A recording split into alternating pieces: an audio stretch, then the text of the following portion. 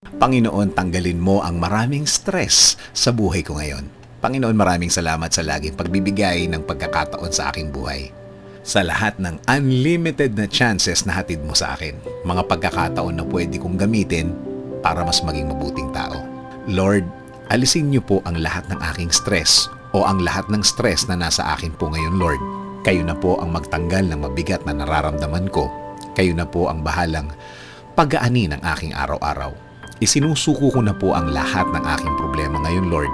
Ikaw na po ang bahala sa aking mga kinakaharap ngayon sa aking buhay, Lord. Ikaw na po ang bahalang palitan ng blessings ang aking mga problema ngayon. Panginoon, pakilagay na po ang mga bagay sa aking buhay na makakatulong po sa akin. Ilagay niyo na po ang mga taong pwedeng makatulong sa akin. Alam ko po na kilala niyo po ang mga taong pwedeng makatulong sa akin, Lord. Lord, kasama din po ng dasal na ito, ilagay niyo rin po ang mga aral na kailangan kong matandaan, mga lessons na magiging gabay ko sa pagharap ko sa susunod na panahon. Ikaw na po ang mag-guide ng buhay ko, Lord. Ikaw na po ang bahalang i-direct ito kung saan niyo po gustong dalhin. Alam ko po na pinakamaganda ang iyong plano para sa aking buhay. Alam ko pong kayo lang ang makakabago ng aking sitwasyon. Patuloy niyo po akong i-bless ng mga bagay na makakatulong sa aking mga gagawin, sa aking trabaho, negosyo, at mga bagay na aking gagawin din para sa aking plano. Lord, ikaw na din po ang bahala sa aking pamilya. Gawin mo pong safe ang kanilang mga araw. Gawin mo pong mas maganda ang mga bagay na kailangan nilang gawin.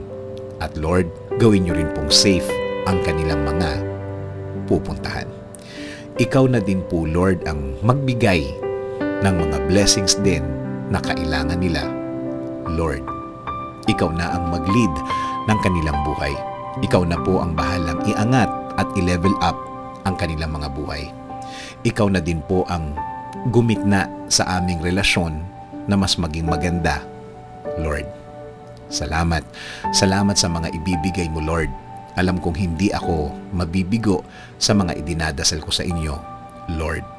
At alam kong patuloy niyo akong babantayan sa lahat ng oras, sa lahat ng araw ng aking buhay. In Jesus' name I pray. Amen. Sabi nga sa Mark 9:23, Jesus said to him, "If you can believe, all things are possible for one who believes."